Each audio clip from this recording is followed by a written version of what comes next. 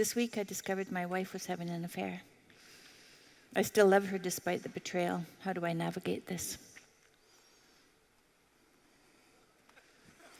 That's an easy one, then.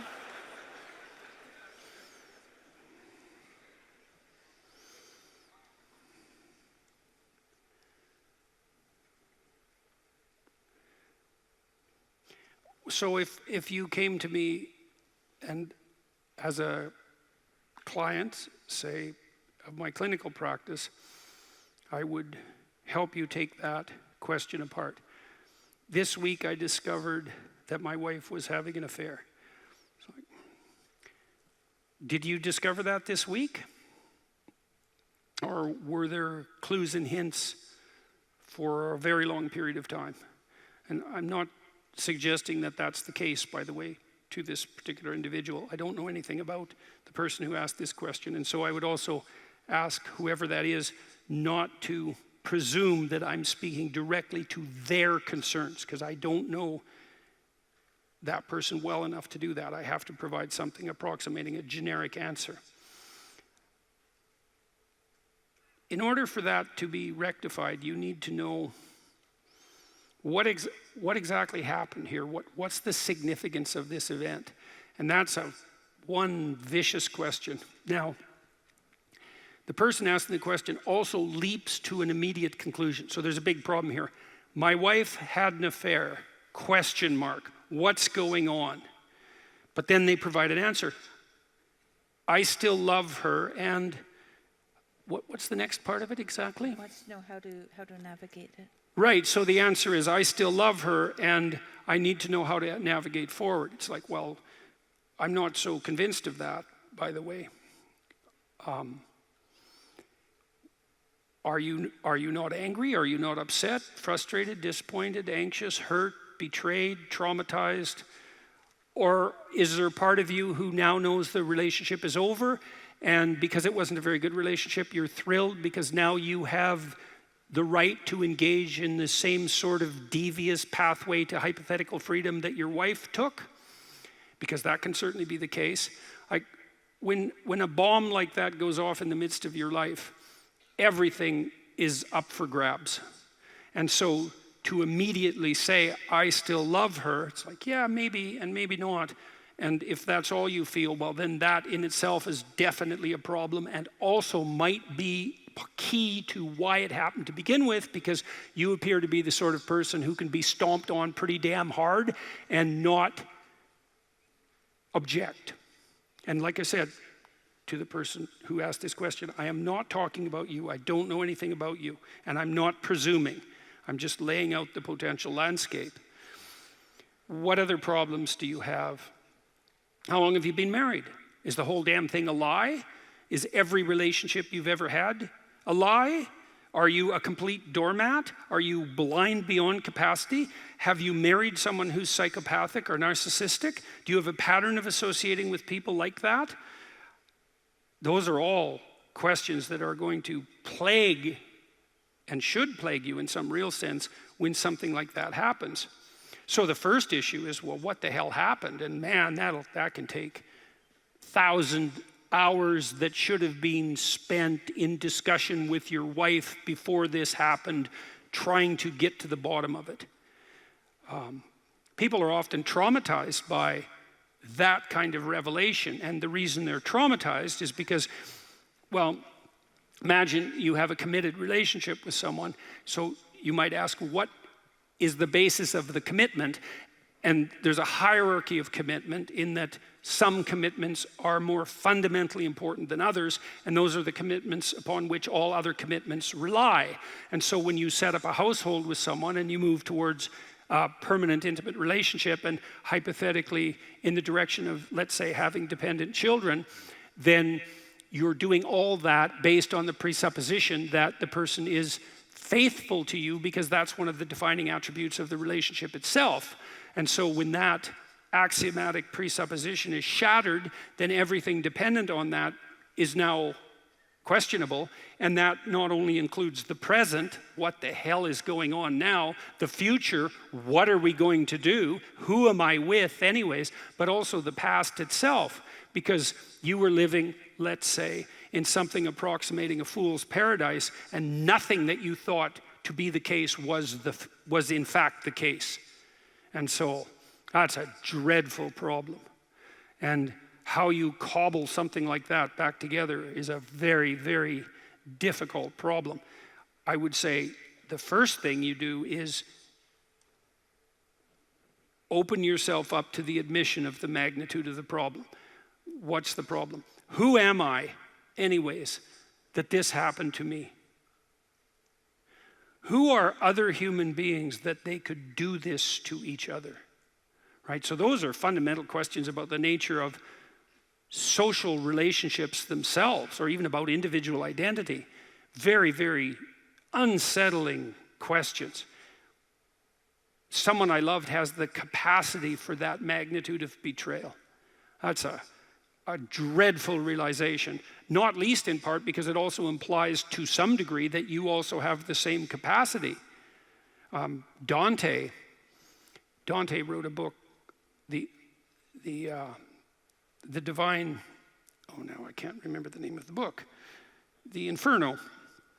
And the Inferno, it's from the Inferno that we derive many of our ideas about hell, our poetic, imaginative representation of the domain of the underworld domain of darkness and catastrophe. And at the bottom of hell, Dante put Satan himself, but one rung above that, he put those who betray.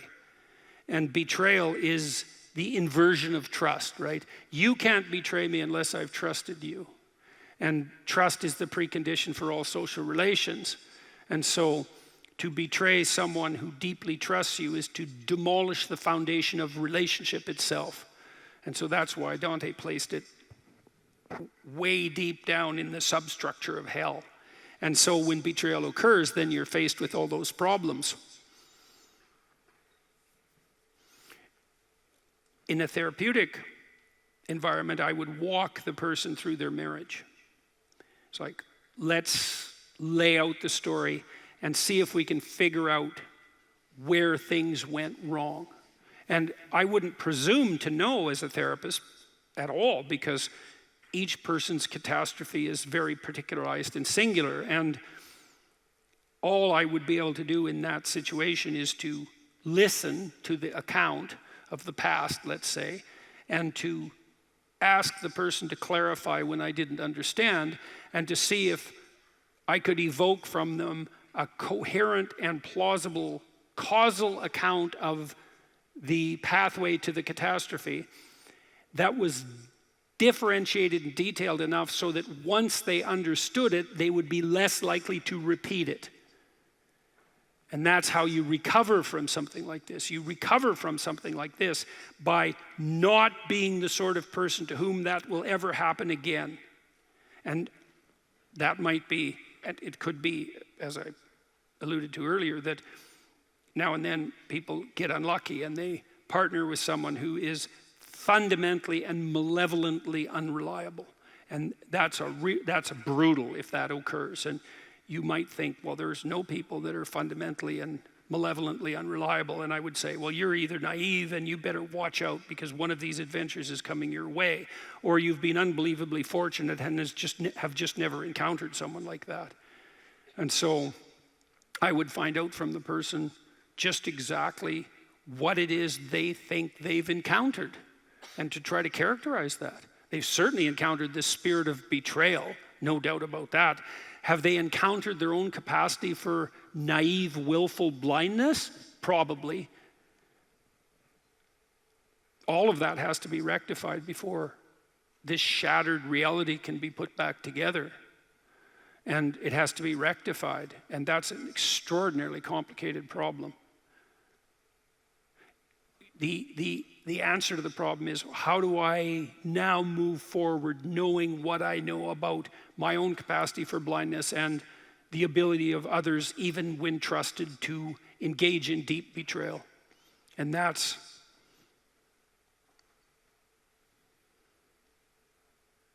are there general principles for that? There are. One thing you'll have to do to recover is to regain your willingness to trust. But it can't be naive, because look where that got you. It has to be wise and courageous. And so to recover from this, you're going to have to be able to trust again. But trust will have to be predicated on something like courage rather than naivety.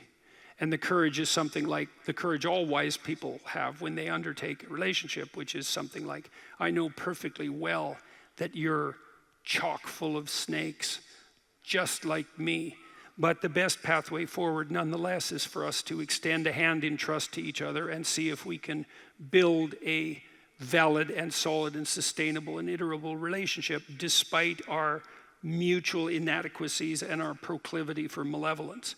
And there isn't a better pathway forward than that. And pathway is predicated on the ability to adopt a posture of attentive trust. And so it's frequently the case that someone in this situation has to mature past their naivety, and that's a very painful thing to do, and then to regain their footing. Now, the final part of this is, can you do that with the person that you are now married to? And the answer is, well, you didn't do it the first time, so I wouldn't count on it. Does that mean it's impossible? No, but it's going to require a lot of courageous digging to get to that point. A lot of admission of rage, too. It's like, I am so upset with you that it isn't obvious to me that I could ever forgive you. I don't even know how I would do that.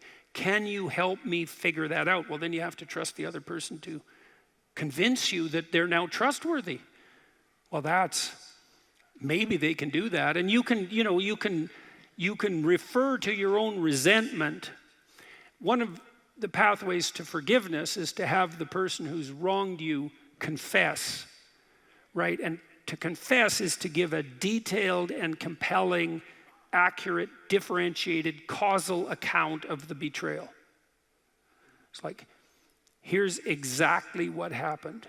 Here's the multiple instances. Here's my entire set of motivations. This is why I was so angry with you that I thought that this betrayal was acceptable. Here's why I was so impulsive and shallow that I believed that the affair was justifiable. Right? That has to go all the way down to the depths, to a depth that's as deep as the betrayal itself. And maybe once that confession has been made manifest and a plan has been put forward that is indicative of the willingness and ability to change, that a reconfigured relationship can be newly established and move forward on that basis. But, man, it's a tough row to hoe, and it's highly unlikely. So,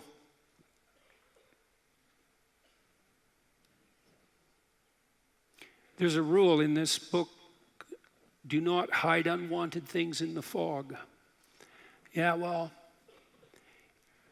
people hide a lot of unwanted things in the fog in their relationships, and sometimes the consequence of that is a deep betrayal. And the medicine for that, the necessary antidote for that, is to reveal all those hidden things.